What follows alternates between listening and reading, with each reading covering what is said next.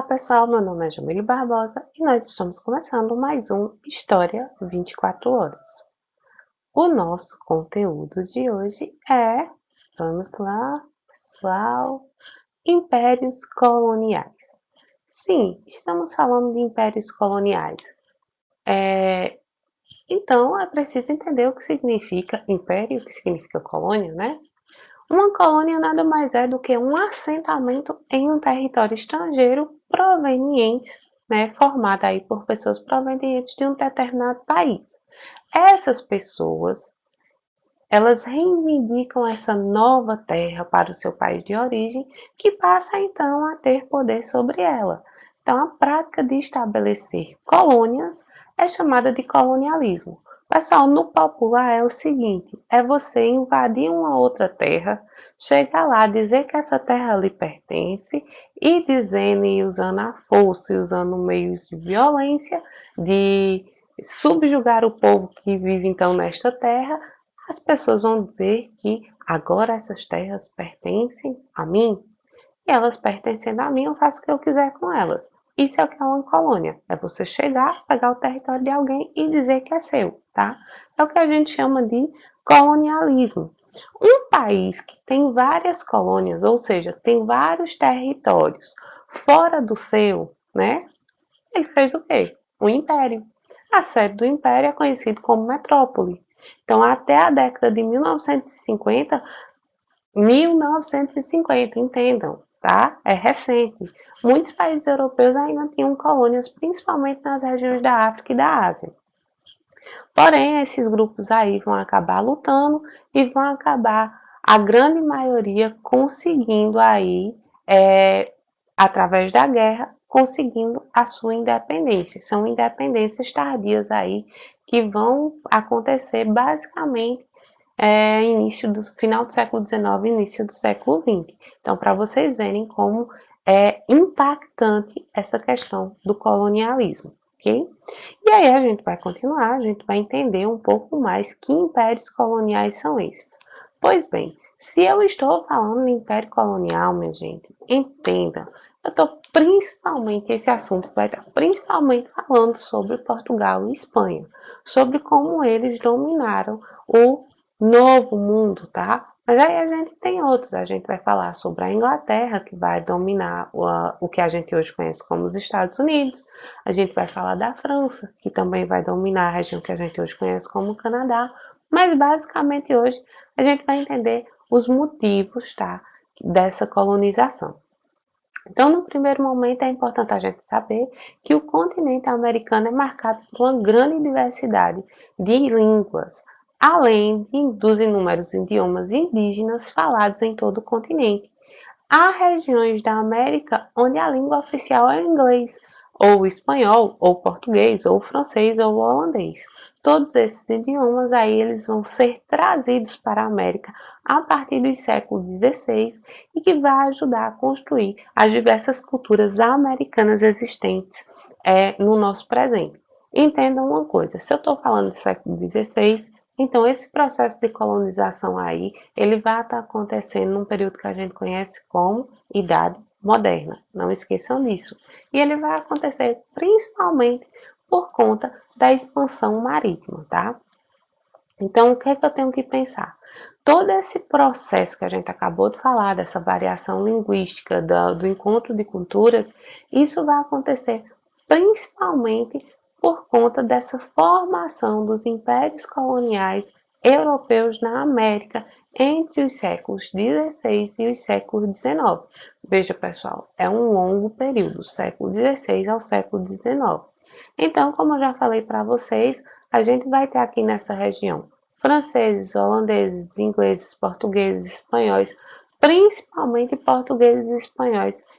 Num primeiro momento, né, num pioneirismo, a gente tem Portugal e Espanha.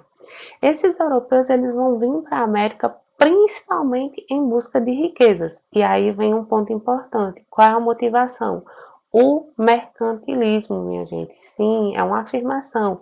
Porque eu preciso de quê? Eu preciso de metais preciosos, eu preciso de uma balança comercial favorável. tudo isso para estruturar um governo.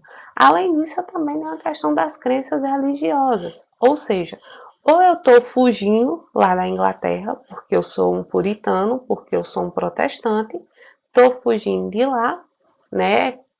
Sou um protestante que também, além de lutar contra a Igreja Católica, eu ainda tenho o anglicanismo, que é a religião criada lá por Henrique VIII, dentro da Inglaterra. Então, eu vou fugir para a América para que eu possa o quê? Para que eu possa professar a minha fé livremente.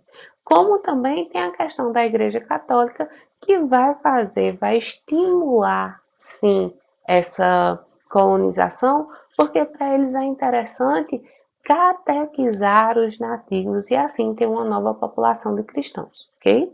Então, isso aí são motivos que vão levar a gente a essa colonização. O resultado disso tudo aí, pessoal, é a transformação radical do modo de vida dos habitantes da América, com a distribuição de inúmeras culturas locais e com a criação de novas formas de organização social e cultural próprias do continente americano. Então, para a gente, conhecer a formação dos impérios coloniais é essencial para entender a organização das sociedades americanas até o presente e compreender as relações sociais e culturais que se tornaram base dessa sociedade, né? Então, basicamente, nesse capítulo a gente vai estudar as sociedades coloniais espanholas, inglesas e francesas, tá? A gente vai deixar Portugal para uma, vamos dizer assim, para a gente deitar e entender um pouco mais sobre o conteúdo, uma vez que é muito do nosso interesse, uma vez que Portugal acaba dominando o que a gente conhece hoje como Brasil, né, meu povo? Vamos lá. Vamos continuar. Eu tenho que pensar na colonização da América segundo os preceitos mercantilistas, e aí eu já disse isso para vocês. Entendam, os espanhóis, quando eles acabam chegando no continente americano, vamos dizer que eles deram sorte, porque eles foram para uma região, onde eles vão pegar uma parte da região da América Central, como também na América do Sul, onde possuíam ali grandes impérios locais, impérios nativos, como os Incas e os Astecas, né? Quando eles chegam, os maias já estão desaparecendo, mas ali, apesar de estarem desaparecendo, mas ainda tinha muito metal precioso, então eles dão sorte porque lá eles encontram o ouro e a prata, que é a base do sistema mercantilista, né? Então esse é um ponto importante, né? Eles encontram ali. Então, além de encontrar esse material, pessoal, é importante a gente dizer também que eles encontram uma mão de obra para trabalhar na retirada desse ouro e dessa prata, né? Fortalecendo então assim esse sistema mercantilista, como também o poder dos reis. Para garantir essa exploração na América, é necessário, não só dá para a gente chegar lá e pegar tudo que a gente quer, não. É preciso colonizar. É preciso chegar lá e dizer assim, ei, finquei uma bandeira e eu vou morar aqui porque eu tenho sim que dar um jeito. Então a gente vê que tem algumas formas, a gente se acostumou, né, a dividir duas formas de colonização. A colonização que a gente chama de povoamento, que é quando a pessoa vai para lá morar, viver, como aconteceu com os ingleses lá nas 13 colônias lá na América do Norte, e tem as colônias que a gente chama de exploração, que também acontece lá na América do Norte, só que na região sul, onde eles vão explorar ali a mão de obra, vão explorar a agricultura, então vão retirar os metais preciosos. Então a gente acaba vendo que existem dois tipos de colonização, basicamente isso, né? Então, num primeiro momento, os esforços da colonização da América feitas pelos espanhóis e portugueses tinha como propósito explorar as riquezas e enviar para a Europa. Vocês têm que entender que o que a gente tinha aqui, eles não tinham lá. Nosso clima é totalmente diferenciado, o que facilita, né, a gente produzir, agricolamente falando, produtos que não tem na Europa. Então a gente passou a abastecer o mercado europeu de produtos, vamos dizer assim, no mínimo exóticos, tá?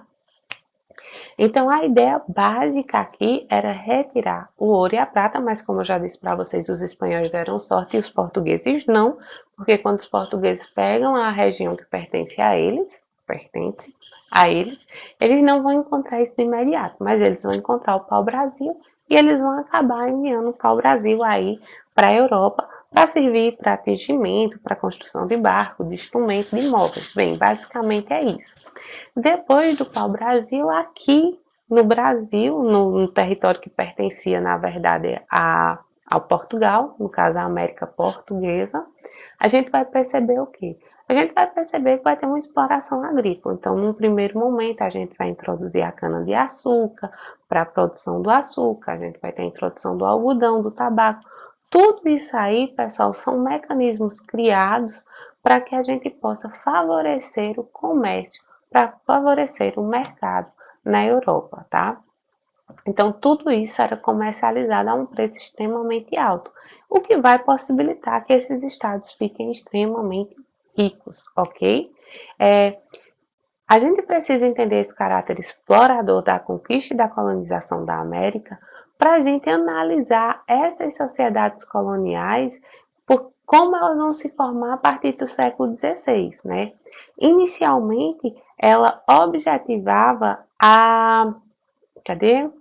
Ela tinha um objeto, o objetivo dela, perdão, era a exploração das riquezas e não a construção de uma nova sociedade. Vocês têm que entender isso. O povo não vinha para cá para morar e trazer a família, muito pelo contrário. Na maioria das vezes só vinham homens, o que dava uma desigualdade aí bem grande entre homens e mulheres, né, a quantidade de homens e mulheres. Então eles vinham para cá e eles vinham para explorar. Às vezes eles nem passavam a vida toda aqui, porque eles conseguiam, eles pegavam e iam embora. Era basicamente isso. Só que eu preciso ocupar essa região para que ela não volte a pertencer aos nativos ou para que ela não seja ocupada por outras potências. Então aqui há uma necessidade de colonizar e de fazer com que esses colonizadores permaneçam nessa região. Né? É tanto que a gente vai estimular a agricultura e através dessa produção agrícola a gente também vai trazer mão de obra. Mais na frente a gente vai acabar trazendo os africanos escravizados para trabalhar nessas colônias. Um outro motivo, um outro elemento muito importante é a questão da fé cristã, né? Porque a gente vai ter uma justificativa ideológica para garantir que tudo bem colonizar, que tudo bem subjugar outros povos. Qual era a desculpa? Lá na Europa, a gente sabe que os europeus estavam passando pelo que a gente chama de reforma religiosa. E essa reforma religiosa, isso é importante a gente falar, pessoal. Peraí, deixa eu botar aqui. Essa reforma religiosa, ela vai acabar por tirar fiéis da Igreja Católica. Então havia uma necessidade aí da Igreja Católica de catequizar, de ter novos fiéis. Então é por isso que a Igreja Católica vai apoiar, vai mandar missões, vai mandar aí os mais famosos, que são os jesuítas, né? As missões jesuíticas, que é para ocupar e catequizar os nativos dessa região, mas não foram só eles não, houveram outros grupos que também vão vir e que vão fazer esse processo de catequização, ok? A gente tem os franciscanos, a gente tem as carmelitas, então temos vários grupos aí que estão responsáveis por catequizar e transformar os nativos em novos fiéis, né? Nessas missões, os índios, eles não eram escravizados, tá? Eles não eram. Porém, eles eram obrigados a abandonar suas convicções religiosas, seu modo de vida. Eles tinham que abandonar a poligamia, os rituais de sacrifício, os deuses que acreditavam, tudo isso para adquirir, para passar a viver a cultura trazida pelos europeus, ok? E aí, nessas missões é interessante a gente analisar direitinho, pessoal, porque um aspecto importante dessas missões é o seguinte, vocês observam que não há uma escravização. Porém, essa prática de conversão, ela é ela acaba com a cultura de um povo, né? Ela acaba com a cultura de um povo. Porque aí eu estou explorando eles e, além de tudo, eu estou fazendo com que eles percam a base da sua existência, que é a base cultural, tá? O que acontece é que muitos indígenas vão acabar fugindo dessas missões, não vão conseguir ficar lá, e aí eles têm um estalo, né? Qual é o estalo? Qual é a grande ideia? Vamos catequizar os pequenininhos. Então, a catequese nas missões era basicamente pegar os nativos jovens, os índiozinhos, e levar para essas missões para que eles crescessem ali dentro, já vivendo e convivendo com um novo modo de pensar, com um novo Deus, ok? Então é basicamente isso. Como os indígenas eram difíceis de ser escravizados, porque eles não se acostumavam com essa vida, com essa obrigatoriedade de se trabalhar diariamente, trabalha para acumular, né? Um dos motivos é esse. Então a gente vai ver que vai haver uma necessidade de uma mão de obra, e essa mão de obra vai ser aí o que a gente chama da mão de obra escrava, ok, minha gente? Deixa eu pegar aqui, não esquecer de nada, dizer nada para você, não esquecer de dizer nada. Como se deu a colonização da América pelos espanhóis? Pois é, minha gente. Os espanhóis foram os primeiros a conquistar e a colonizar a América. Calma, paciência, tá? Por que eu digo que eles foram os primeiros a colonizar? Porque sim, foram eles que realmente chegam na região e a partir do momento em que eles chegam na região da América, eles já começam ali a ocupar essa região, né? Então a gente tem aí no finalzinho do século XV, 1492, por aí, a gente já começa essa ocupação, que é através da dominação das ilhas do Caribe, criando o primeiro governo colonial da região. Porém, essa efetiva colonização só vai ganhar fôlego depois da descoberta dos impérios Azteca e Inca, tá? Por quê? Porque ali, nesse momento, eles vão encontrar a base de todo o mercantilismo, que é o acúmulo de metais preciosos, como ouro e prata, ok? Vamos para cá agora, né? E eu fico só mudando aqui para não esquecer de dizer nada a vocês. No início da colonização espanhola, a maior parte dos espanhóis que se dirigia à América, isso eu já falei para vocês, eram homens, né? O que causava aí uma desigualdade demográfica bem grande. E as autoridades espanholas, elas não queriam que houvesse uma mistura, tipo, vamos misturar o nativo com o espanhol? Só que o que foi que aconteceu? Os espanhóis que vieram para cá, eles começaram, vamos dizer assim, a namorar, a se engraçar dos nativos, e aí eles acabam criando um grupo de mestiços. Então, para evitar isso, o que é que se passa na cabeça do governo espanhol? Bem, nesse caso, é necessário criar um modo de separar os espanhóis dos nativos americanos, né? Para que a gente possa manter esse poder, para que a gente possa manter essa dominação. Então, o ideal é evitar que nasça aí filhos que sejam produtos dessa união e que possam fortalecer os nativos e não os espanhóis. Então, nesse pensamento aí, a Espanha vai acabar criando um sistema que a gente conhece como um sistema de castas, tá? Um sistema de castas, basicamente, é um sistema formado por grupos que têm características comuns, tá? A gente fala muito de castas quando a gente fala da Índia, tá? Essas castas, elas são determinadas pelo seu nascimento. Então, o que é que vai acontecer aqui? Basicamente, a sociedade espanhola ela vai ser organizada numa pirâmide, tá? E nessa pirâmide a gente vai ter os chamados chapetones. Quem eram os chapetones? Esses chapetones, eles eram espanhóis, tá? Eles eram espanhóis, eles não tinham aí nem, vamos dizer assim, nenhum mestiço.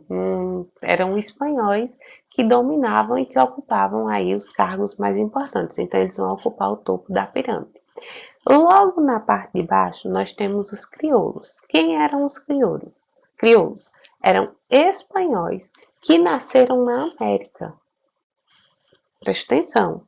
Eles são filhos de espanhóis, só que eles nascem na América, tá? São descendentes diretos europeus, nascem na América. Qual o problema desse grupo aí? Esse grupo, apesar de ser espanhol, ele não detinha os mesmos poderes, eles não tinham acesso às riquezas, eles não tinham acesso aos cargos. Na verdade, eles não tinham privilégios, não tinham poderes políticos, né? Abaixo desse grupo, né, então nós temos os chapetones, nós temos os crioulos e abaixo dele nós vamos ter os grupos dos indígenas, né, que são dominados pelos espanhóis e também dos mestiços, que são, aí os mestiços é a mistura de espanhol com os indígenas, né, como também os africanos. Então ali está a base da produção, é a galera que trabalha, né? São indivíduos que eram livres, mas que eram obrigados a prestar serviços diversos e pagar diversos tributos na forma de trabalho ou mesmo de impostos, né? Por isso, encontravam-se subordinados aos chapetones e aos crioulos, sendo inclusive obrigados a trabalhar para estes últimos, né?